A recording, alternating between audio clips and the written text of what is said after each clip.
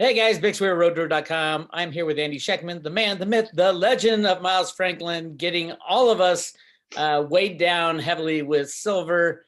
Andy, how are you? I'm great, Bix. It's good to see you, brother. Sorry I missed you in Arizona. In my new house here, we literally, I think, walked in the doors for the first time, closed the day that the conference was starting or the day before. So No I'll be worries. there next one. I was there with you in spirit, heard everyone. Lots of people I've talked to said they had a blast there. It was a hoot and a lot of silver lovers. And that's what I want to talk about today.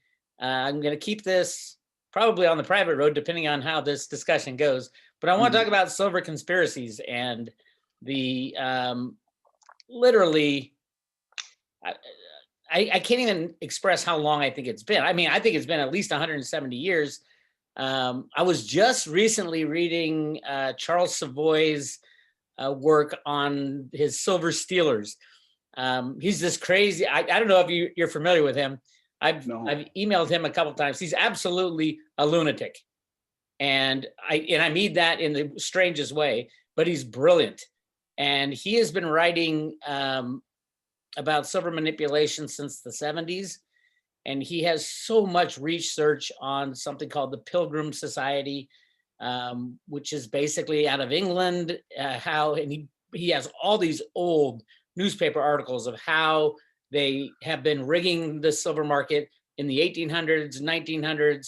I mean, even up to today. I call him a lunatic because everybody I know who has dealt with him on a personal level, which I have, the relationship explodes and he just goes sideways and hits crazy mode.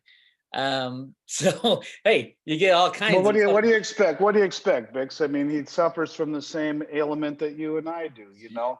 Well, true. Dealing with this for the last 30 years is enough to drive anyone sideways. Yep. I agree. But if you guys want to read his research, go to silverstealers.net and you're going to find some of the most amazing research. But that's the thing. It's not like it is an unknown secret that the price of silver is rigged. And that's what I want to talk about today. You know, you and I go back 20 years doing this stuff, screaming about manipulation. I was screaming into the wind in the beginning, and you were kind enough to give me at least a little bit of a listen back in the day. And you're like, well, that seems to make sense to me. And we've been through a lot together. What do you think? Is it different? I feel like it's different today. I think there's more, it's more mainstream, the exposing. Do you feel that it's different? And then does that difference make a difference?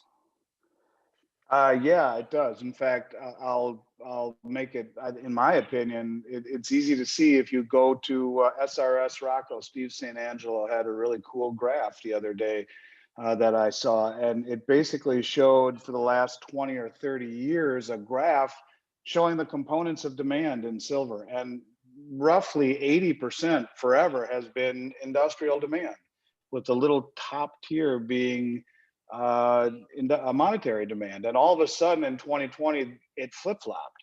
And you know, part of the slowdown in the industrial demand was because of COVID, what have you.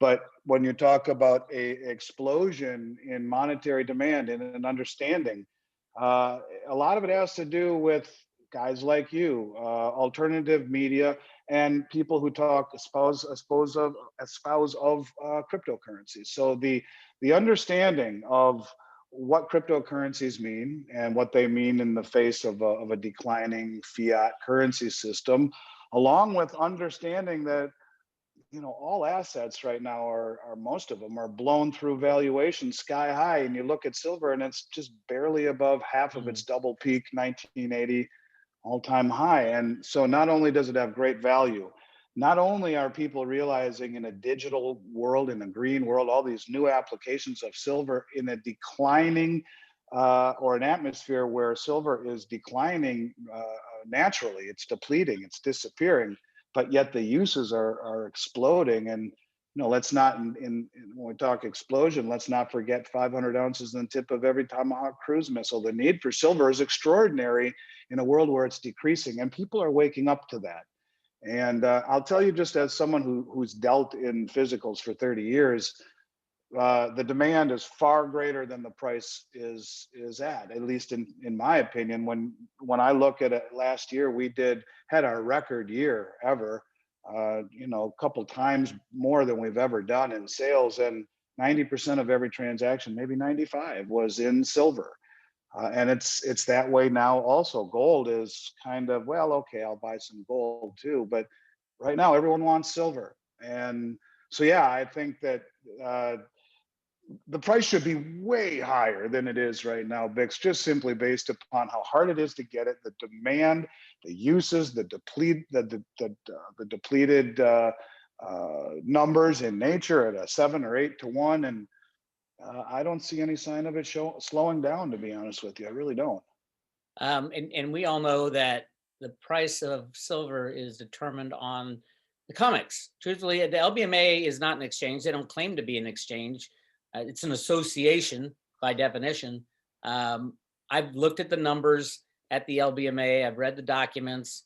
They claim to transfer over 100 billion ounces a year, which is clearly ridiculous. And recently they were called out for lying in their inventory numbers. Nothing out of the ordinary for an establishment that's job is to disguise what's really going on. So that only leaves us with the COMEX, which is futures and options with a delivery component. For some reason, which I am not, other than total control, there is no other physical silver market on the planet that I know of, other than on the retail side, on our coin dealers, who all look at use the COMEX reference price as the price of silver, even though nobody's selling silver under $30 right now. And yet the COMEX says it's $27.50 per ounce for a 1,000-ounce bar, which is the delivery mechanism of the COMEX contracts.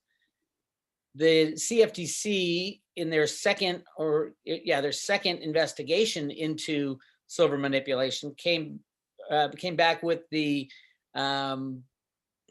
analysis showed that there wasn't silver manipulation because the LBMA price matched the futures and options price. That was one of their big comebacks, assuming that these were, they weren't assuming that they're both criminal markets. They were assuming that they trade in tandem. Now, I sent letters. This was, I don't even know, 7, 8 years ago. I sent many letters to the CFTC over the years, pointing out all their flaws, but it doesn't seem to matter as a regulator. It doesn't seem to matter that even after that, and then the Trump administration, the DOJ came in to JP Morgan and said, oh, by the way, here's a $982 million fine for rigging the silver market literally tens of thousands of times during the time that they were doing these silver investigations, and everybody was screaming about it. They should have been on the desk of JP Morgan and all the other market participants saying, okay, let's see the computer programs. What buttons are you clicking, and why do we have over 500 million ounces traded every day on the COMEX? That's my big takeaway lately, is that the more people know about the silver manipulation, how it's done, why it's done, the more we can move away into physical silver in your own possession. And maybe even we can get an exchange started up that deals only in physical silver, that trades hands on a one-to-one basis, not on a derivative basis like the COMEX and the LBMA. Chris Marcus and I were talking about the other day. He had that exact same idea and actually had some very intriguing, interesting thoughts pertaining to that. But yeah, there's no question that the real price of silver is roughly $5 higher minimum to get anything than it is priced at right now on the COMEX. And look, those numbers have to change.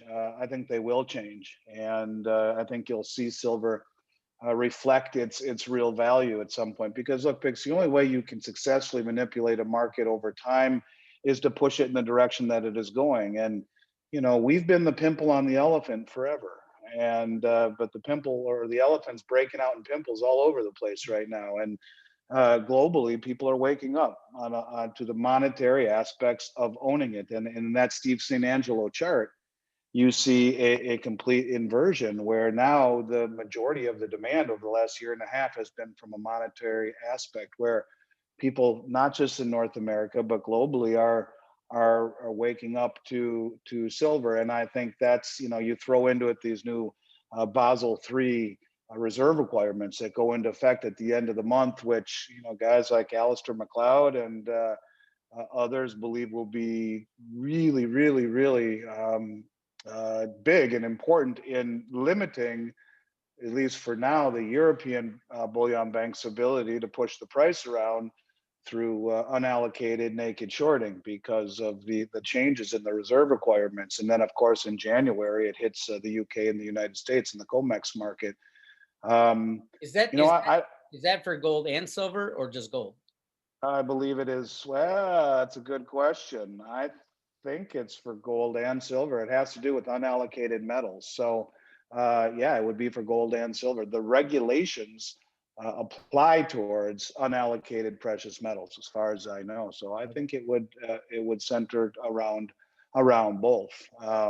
So, anyways, look, it's I think it's been easy to push the price of metals around when there was just a very, very small minority accumulating it or talking about it. It becomes a central theme globally, and people trying to find alternatives away from a dying and decaying monetary system, fiat monetary system. Yeah, it's changing, and the ability to push the price around very quickly can put companies out of business when you have this kind of physical demand immediately scooping up any price decrease. They're gobbling up anything that's available.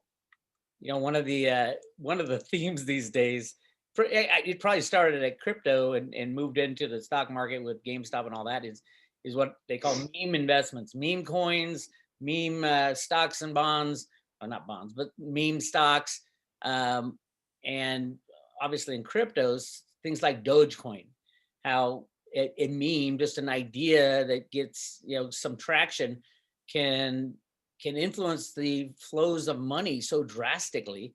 I mean, if you look on the surface of something like Dogecoin, there is no use case for it.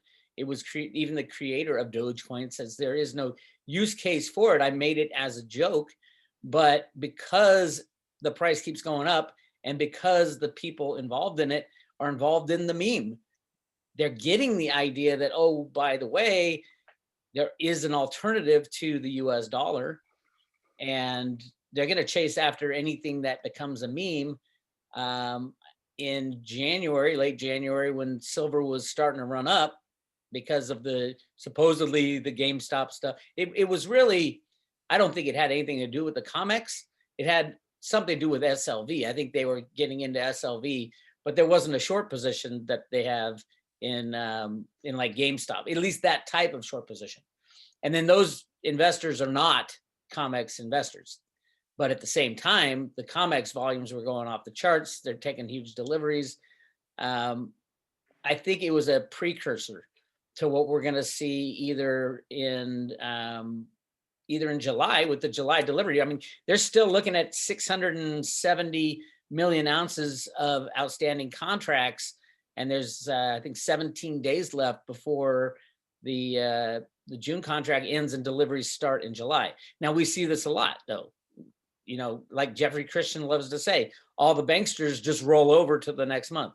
Well, it's not all of them, but I think if we do see a big delivery month, if there are people behind the scenes that I have always thought there was, I call them the good guys. You can call them Q, you can call them whatever you want. There are people looking to take back our free markets. And I have always said that if you take down the silver manipulators, you're gonna destroy the banking system, at least the bad banks. Now, because of the derivative situation, you'll probably destroy all banks. And that it gets messy, but there's no other way to get out of the position of being a totally and completely controlled market other than a messy result. And I think it's upon us to make sure that the right people get blamed.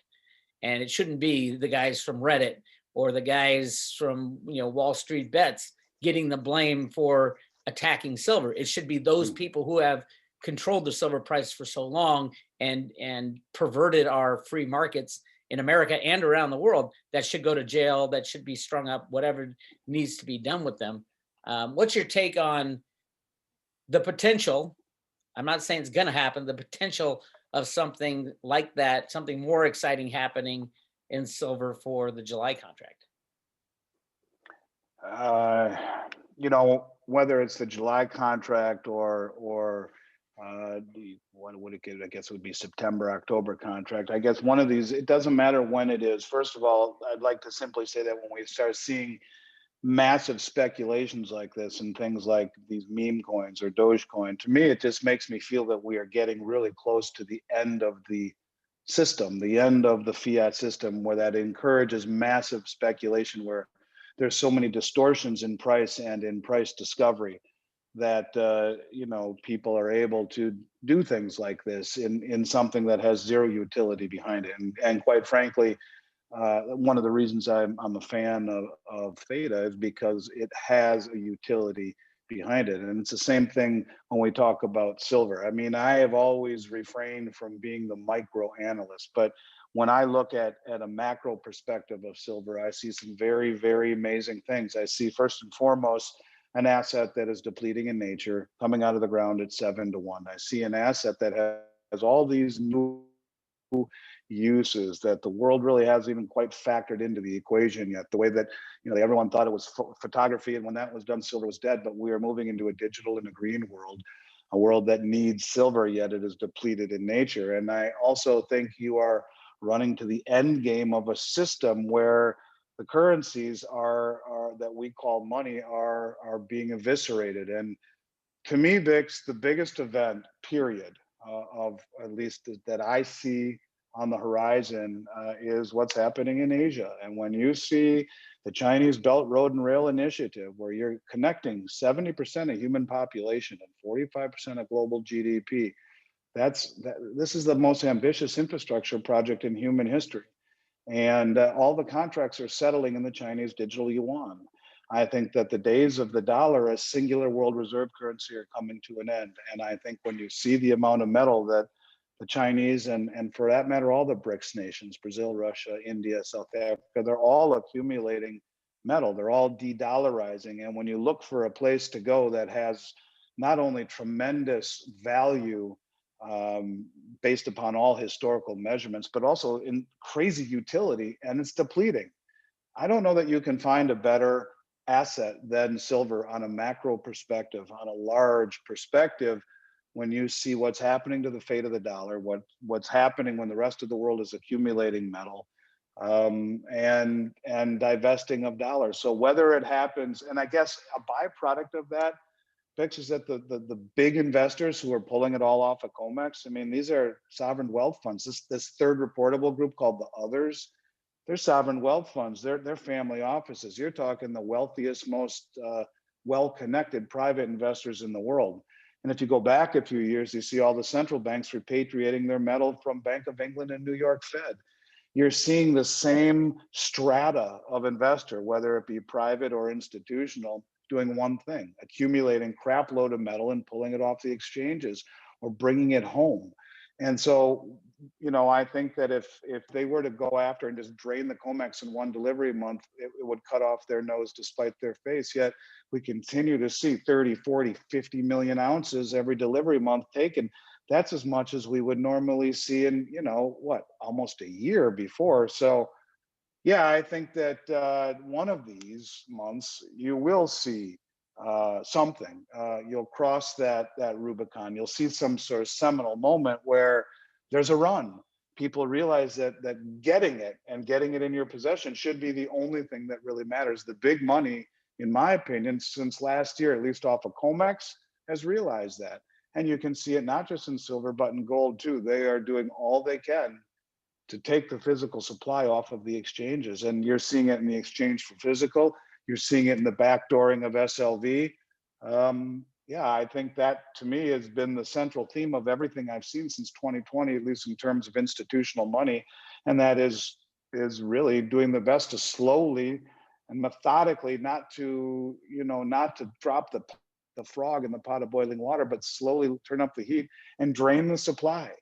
Because what, I don't know the exact number, but last I looked, they only had something like 130 million ounces, 140 million in registered. Now, am I off on those numbers, or was that about right? That's as much as they've already taken off in the I think first two delivery months. Yeah, I think that's about right. And the vast majority of that is held by JP Morgan. JP Morgan looks like they're the only ones delivering anymore. And the top four have a short position of, I think, 290 million ounces. So yes, obviously there's a problem. They know there's a problem. I rack my head at figuring out what the solution is. They're going to have to do something to end the con, because everybody knows about it. The biggest, most glaring fact about silver, other than the chart that you were talking about, where it shows the difference between investment silver and industrial silver, which has flipped. The reality is it's going to have to flip back at a certain price, because industrial buyers of silver are going to pay whatever they have to pay to get that component into their end product. So if the price has to go to $1,000 an ounce, a lot of those industrial users, yeah, it will hurt them a little bit, but not as much as stopping their product. An iPhone, for example, that uses, I don't know what, 1/100th of an ounce of silver. Yes, your iPhone will go up in price, but it's much more important for Apple to make that iPhone. And to me, that's the thing that I think is coming up, because COVID is pretty much going away or gone, or the talk of COVID. I'm sure they'll try to resurrect it, but the flipping back, it will, along with the Belt and Road, along with the green energy. I mean, industrial side of silver, which is usually going to be the biggest paying, component of silver, is going to have to take command again now that everything is opening up again. And I don't think the silver's there. And I don't think that, historically, looking at the price, the gold silver ratio is the most glaring thing, because every other metric you look at, coming out of the ground, the amount purchased, coming out of the US Mint, every other metric has silver way less than 10-1 as far as a comparison to gold. And yet the gold silver ratio is up in the 67, 68 range, which is just insanity at its finest. And that's 100% due to market manipulation and prices. That's it. That's the only reason it's there. There's no other metric you can point to that says gold and silver should be 68-1. And when I asked Keith Newmeyer about that, it was 85-1. He said, I don't pay attention to that. I pay attention to the mining ratio, what's coming out of the ground. That's for my world, he says. But I said, how long do you think it can stay here? He says, Andy, you tell me, how long can it come out at 7 or 8-1? And we sell it for 68, or at the time it was 85-1. I mean, Bix, one of the things that makes you is that you're able to see around corners and there's a big corners where other people can't see it. You were talking about silver long before it became, cool to do over the last year and a half. And you've been screaming about it for a very long time. And when I look back at the things that I've talked about at Miles Franklin for 31 years, most of them have come true. Almost all of them, I'm proud to say.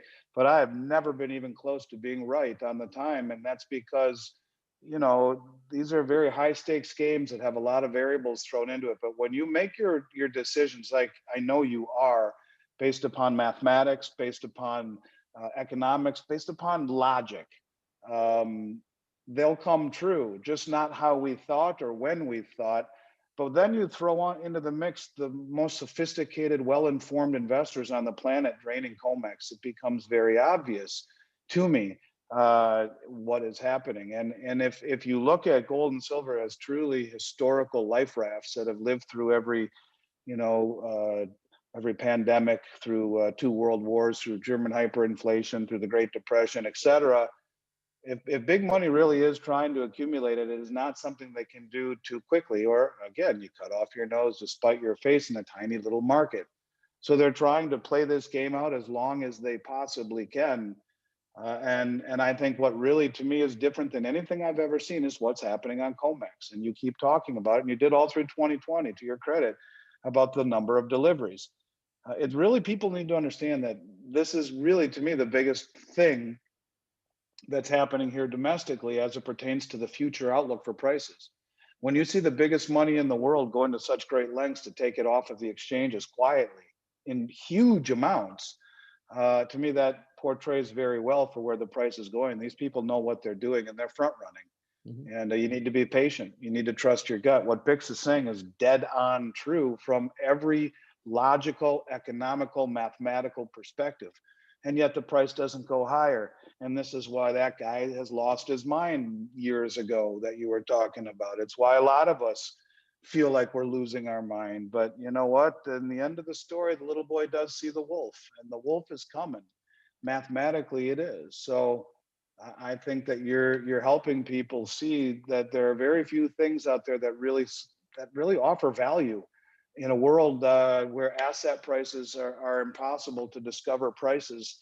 You look at silver and you can't help but see it's got to be one of the most, if not the most undervalued assets in the world. It's a buying opportunity of a generation. And you can be certain that in the year 3000, when your great great great grandchildren have it in their hand, God willing, that you know, um, it'll still be worth something.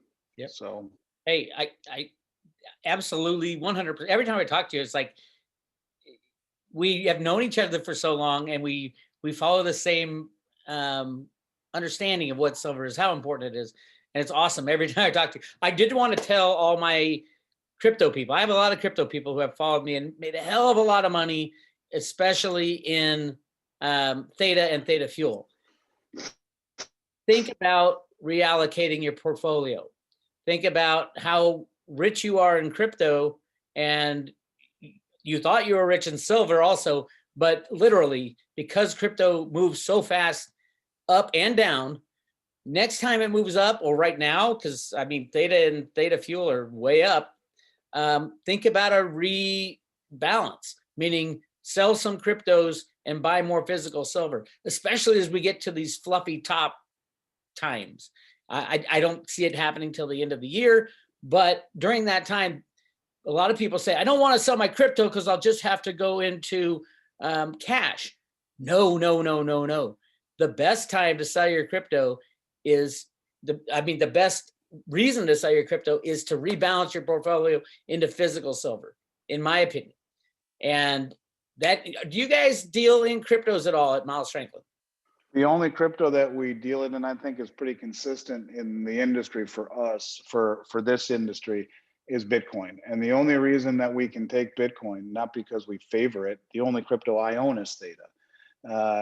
And that's because of you, and I love you for that, by the way. But in terms of the only crypto we take for payment is Bitcoin, and the only reason is that it is hedgeable on the Comex. Okay. So there is a Bitcoin contract, so I could take a $20 million order for precious metals through Bitcoin. That's the only one that we are able to take at this time.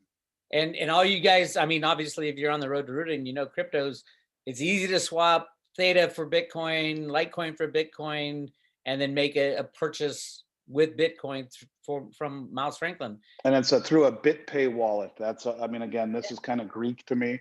You open up a BitPay wallet, we send you a link, and then it's good for 90 minutes, and bang, we ship it out literally like the next day. So the price settling and the instantaneous cash, you know, it's very cool. So I can understand, you know, part of the buzz. There's no question. Just seeing it in real world applications. So yes, we do take Bitcoin for precious metals orders. Okay, and then if you guys aren't willing to do that, cash it out for cash. They take cash as well. How's the inventory doing? Are you thinking there might be a run come deliveries in July, or where are we right now? I have decent inventory. It's funny, you know, everyone laughs when I say this, but the best performing mint for 2 years running for physical supply in silver has been the Perth Mint for me. And I'm not going to comment about all of the stuff going on with their unallocated programs that seem certainly to have attracted a lot of attention. But in terms of getting physical product, they've been spot on. But we've been able through the European mints, really ironically, you know, the US mint, Bix, they haven't made any silver coins in 2 months. and gold coins maybe a month.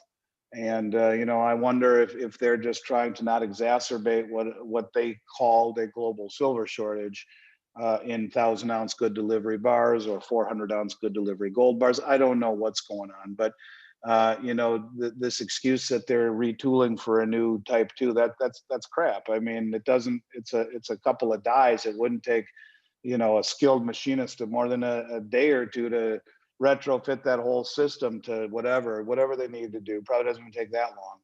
But they really sent us anything in a couple of months. So supply's okay right now. It's a constant challenge, but I have maybe 60 or 70,000 kangaroos coming in over the next week and two.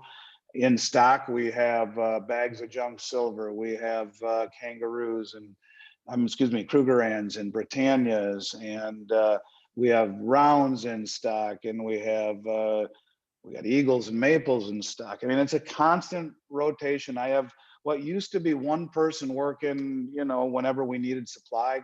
Now I have two people working pretty close to 12 hours a day each shift. One at night, one in the morning. The guy at night's dealing with all the European mints. The one in the morning's working with everything in North America. And then it's buying 3 months in advance and paying up front and paying huge premiums. It's a constant challenge. But I do like to say that right now we have decent supply. And hopefully for the next foreseeable future, we'll be able to keep up because I have a lot of stuff coming in. Not as good as it once was, though. Could you give our newbies on the road to Ruta an idea of how the process works? Obviously, you work off emails and phone calls, right? Yeah, so we have gotten a good way through the building of a new website, and I am reluctantly going to have a very small portion of online capacity on the website. And I say reluctantly, and this is the reason that I closed my online store a long time ago, because there's just the sophistication with identity theft. There's a part of me that believes that metals belong old school, which I am. But I gave in, I acquiesced, and we will have that coming up in the next month or two. But everything that we do on anything meaningful anyway, and for always we will, and right now for everything, is by a phone call or an email. And for your listeners, I don't mind Andy at Miles Franklin. And we will, I will reply or pass it on to one of my brokers that I've personally trained, many of which have been my friends my whole life. Several of them, 3 or 4 of them, I go back to elementary school with. And we lock things in for you. In silver, we will get your listeners as good of a price or better than anyone in the United States on silver. We lock it in, we send an invoice. The payment methods are typically check, ACH, which is an e-check, wire, or Bitcoin. Upon clearing, if applicable, we ship everything out by UPS with tracking numbers. It's that simple. In a world of complexity and decreasing privacy, we make it easy and private, and keep it off the grid, so to speak. And it's served us very well. We're about relationships, because I think where this market's going, relationships will be beneficial. You could call me at any time and say, I need your help, please do it. And I would do it at 2 a.m. And it's a lot of my clients I feel the same way about. And a lot of my brokers have relationships with their clients that are that deep, where they become friendships and they go out of their way to help people. And so that's what we're all about right now. I guess we'll have a little bit of a hybrid website, but yeah, phone call and email, mention that they came from Road to Ruta or Bix sent me, and you will get special treatment. That I can promise. And that email is Andy, A-N-D-Y, at milesfranklin.com, milesfranklin.com. And don't forget, everybody, think about, if you own any gold at all, and you've listened to the Road to Ruta, it's such a no-brainer to swap for silver now, even if you love gold, because down the line, when prices become more rational, you'll be able to buy a whole lot more gold now than you have right now, just by making that swap to silver in the meantime, while silver is cut free from the manipulation, in the Road to Ruta opinion. And you guys do that, right? Yes, and that's a good point, because there are those people that are deep down their gold bugs, and when you swap, call it 70 to 1, where in theory 70 ounces of silver is worth 1 ounce of gold, and it gets down to where it is coming out of the ground, it's 7 to 1. You make 10 times the amount of gold when you switch back into gold. And you know, we've done this repetitively in practice, not 10 times, but we were telling people last March at 125 to 1, you switch back now, you've already doubled. What happens when it gets down to 30 to 1? You've quadrupled. Down to 8 to 1, you know, you've made 12 times your money or whatever. So yeah, and we do make it easy. We lock in both sides of the trade. We, if applicable, will have UPS come and pick up the coins directly from people's houses with insurance, or we can show them how to safely send it back by insured US mail, turn around and immediately send back the silver. And in doing a deal like that, one of the things that people should understand is that, okay, you sell your gold and you know, you pay your taxes, because gold for silver is not like for like. It's two trades, if applicable. Most of it doesn't carry any dealer reporting. But what definitely doesn't carry any dealer reporting is the repurchase of the silver that was done with credit. So now you trade your gold, you get back silver, and there's no paper trail. Legally, you now have a whole bunch of silver you never wrote a check out for or sent a wire for. It's invisible. And if you were to play by the rules completely and totally and report at the end of the year, I sold 100 ounces of gold, and that's where it ends. That's where the paper trail ends. No one asks you what you did with the proceeds. Well, the proceeds you put into silver that are now hidden away somewhere that no one in the world knows about. And in the world of decreasing privacy, it's a nice little bonus, in my opinion, for, you know, God only knows what's coming down the pike. Very well said. Again, Andy at milesfranklin.com. Andy, thank you so much for hanging out with us. I'll be putting this on the private road and then onto the public road. Just again, I believe that we're looking at something a little exciting coming up for silver, given the July delivery month. And give Andy a call or an email and say, hey, get me my silver, pay me my silver now. Andy Schectman, Miles Franklin. Thank you, buddy. And if they sing it just like you do, I'll even give them something special. Oh, there you go. Bix, thank you, brother. And again, please do reach out. Let us know that you came from Bix or Road to Ruta, and I promise it'll be worth everyone's while. Bix, you're always in my mind. I'm always here if you need anything, and stay well, brother. You too. And hey, look at that's us right there. The two Absolutely. Silver Knights Absolutely. fight this fight. So thank you, buddy. Absolutely. I'll talk to you soon. Can't wait to see how the story plays out. Hopefully we still have our heads. Sounds good. See ya. See ya. Bye-bye.